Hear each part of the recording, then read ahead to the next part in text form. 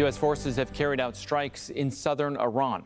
The U.S. Central Command has confirmed the attack, saying it was in self-defense and that it was using restraint during the ongoing ceasefire. Earlier, explosions were heard near Bandar Abbas.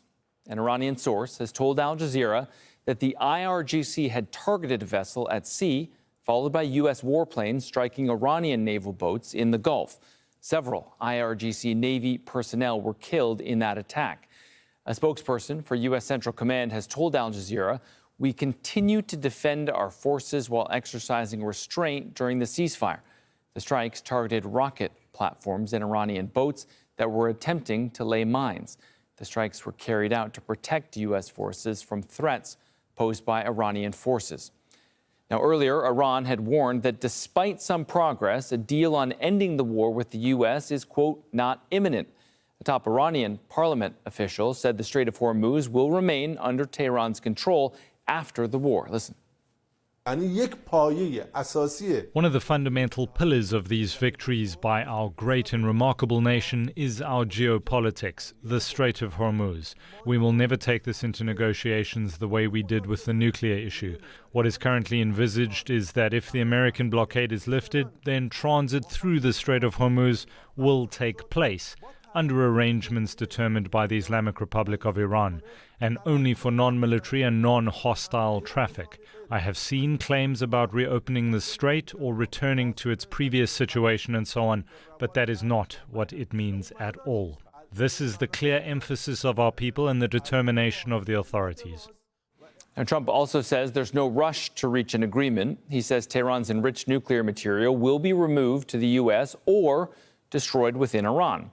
Speaking at a Memorial Day event in Arlington earlier, the U.S. president paid tribute to 13 service members killed in the war with Iran. Listen. In Operation Epic Fury, we lost 13 wonderful souls, wonderful, special people. These incredible men and women gave their lives to ensure that the world's #1 state sponsor of terror will never have a nuclear weapon. Oh, and they won't. They will never have a nuclear weapon. I'm sure you know that. Now, all this comes as Tehran's top negotiator and foreign minister arrived in Doha for talks to discuss the remaining sticking points. All right, let's go now to our chief U.S. correspondent, Alan Fisher. So, Alan, obviously, we've been talking about these talks, but overshadowing those, at least for this moment, is these strikes near Bandar Abbas.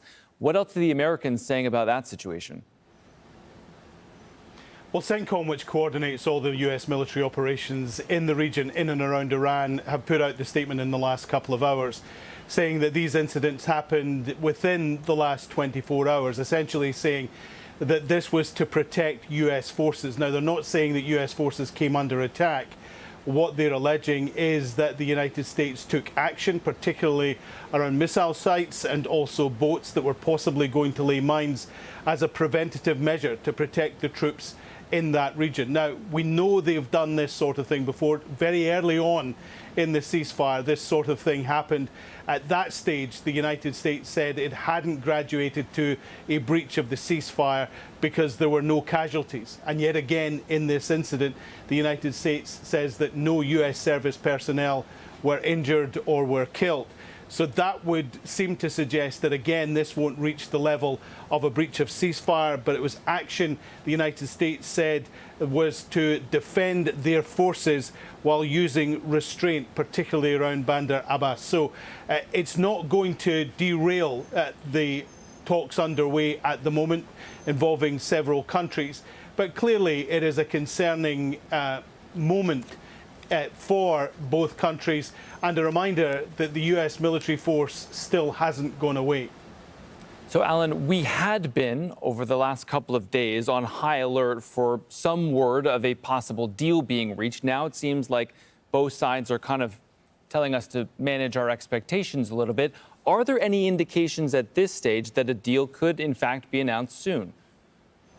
Well, to be clear, the expectation was coming from social media posts by Donald Trump, who was suggesting that a deal was very close. And we had Marco Rubio, the US Secretary of State in India, saying that he expected good news possibly today, when he said that on Saturday, or maybe even tomorrow. Here we are on Monday, and we are told from sources in and around the White House that they're about 95% of the way there. But of course, there's a big difference between 95% and 100%. There's a lot still to be agreed, a lot of details still to be ironed out. Donald Trump has continued to talk about the things that he wants to see in the deal. Just in the last couple of hours on his Truth Social platform, he talked about how nuclear dust, essentially the enriched uranium, had to be either removed or destroyed from in Iran itself because they simply could not afford that to be given to the Iranians. So there's still a lot of ground to cover, still a lot of talks to go on. I mean, what is clear is that we're not quite on the verge of a deal. And you also have to remember that Donald Trump has several times in the past said that we're very close to a deal, we're almost over the line, and we've found out that there is an issue, or there's a voice in his ear, or there's some level of complaint.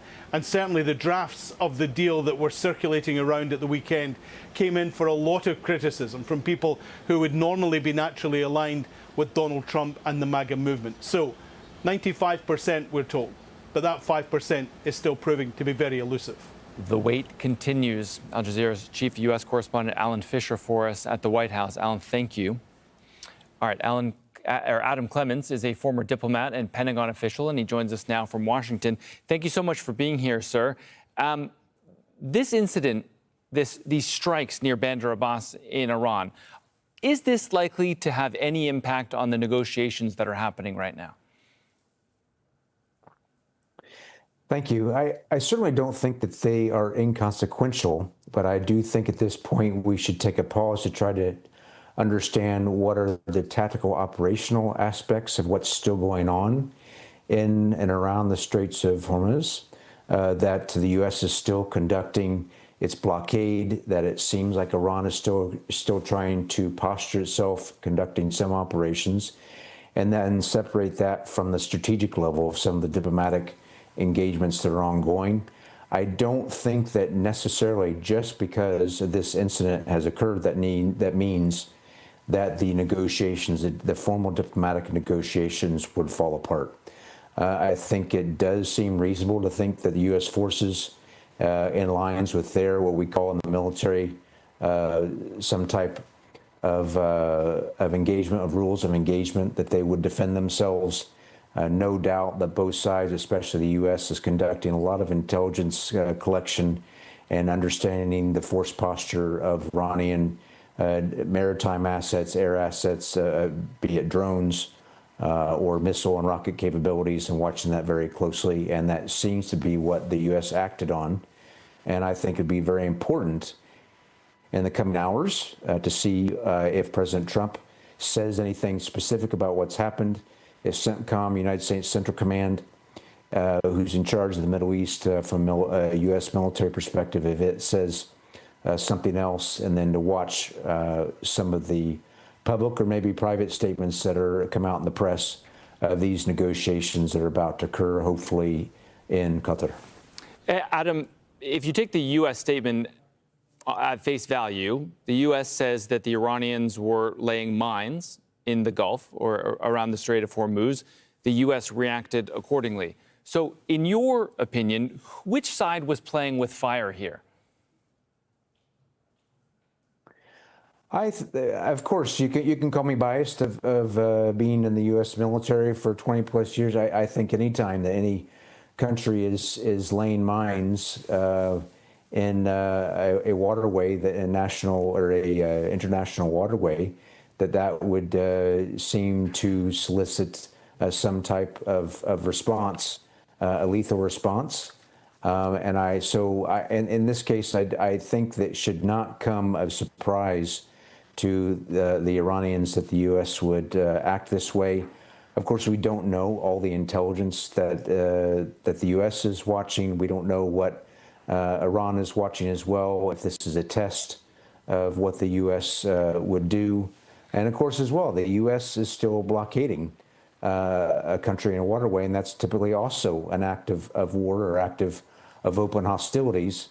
But the point is if both sides can keep on the same path here of at least talking openly, of having some type of form of diplomatic discussions, even if they are to that 95%, not to 100% yet, as your correspondent said, Yeah. then that's positive that there's not another day of open conflict or another air campaign. Yeah, Adam, the American President Donald Trump posted on Truth Social today suggesting that several countries in the Middle East, a long list of them actually, join the Abraham Accords and normalize relations with Israel as part of a broader deal with Iran.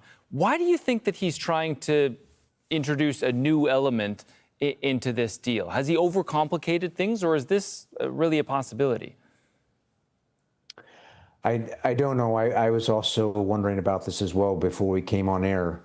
And I think for right now, it's probably, given the context of Gaza, what has happened there, I still think it's probably because what's happened there is still so fresh, still so unresolved, that I think it's probably too much of an ask. But nevertheless, the president, of course, is going to do the air this as far as shaping comments, we'll say, to try to message Gulf states, probably Saudi Arabia being the number one recipient of some of those comments. I think, too, it's rightful to also consider that given this conflict and a new dynamic to what's taken place in the last few years in the Middle East, is of course, a lot of states are reconsidering a lot of their relationships. Of course, the Emiratis, for the first time, having Israelis and Israeli forces that have helped defend them. Of course, Pakistan and that defense pact. So there are a lot of dynamics at play here. And I think at this point, that's probably too much to take on right now as far as expanding the Abraham Accords. But that's it's just my hunch, and just trying to figure things out, as you are also. As we are. All right, Adam Clements, a former diplomat and Pentagon official, joining us from Washington. Adam, we appreciate the insight. Thank you.